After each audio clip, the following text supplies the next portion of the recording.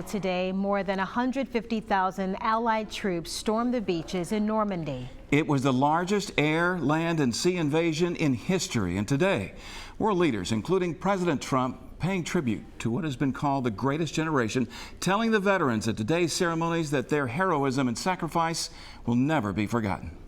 Fox News is committed to covering the big anniversary today. Our Tyler Fingert is standing by live in New Orleans at the National World War II Museum.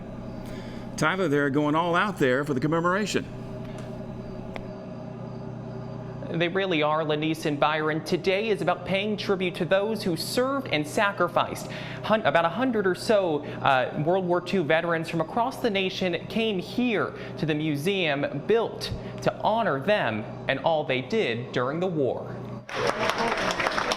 It's hard to say thank you 75 years later, but at the National World War II Museum in New Orleans today, they're trying. Oh, I wouldn't miss it. I wouldn't miss it. I knew it was going to be good, and that's why I came. Yeah, 75 years ago today, I was on the beachhead of France. For a long time, I really didn't want to talk about it, and I'd rather kind of put it behind me. About 100 D-Day and World War II veterans are here, some sharing their stories. It's really special to have veterans here today, but especially veterans speaking. Having the opportunity to really hear their voices and hear those personal stories, I think helps the history resonate 75 years later. It was today back in 1944, the largest amphibious invasion in history began.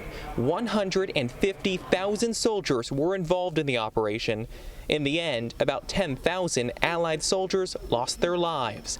6,600 of them American. It was an extravagant, unheard of attack.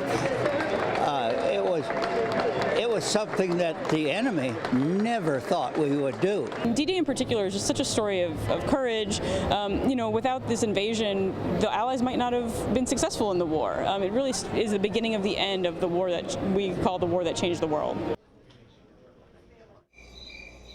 Events are continuing into the evening here, and that's only the start. Over the next 11 months, they plan to continue honoring the history. The 75th anniversary of the end of the war is in May, so just about 11 months from now. And coming up at 5:30, we're going to talk to another expert here at the museum about some of the vehicles and some of the machines they use during D-Day.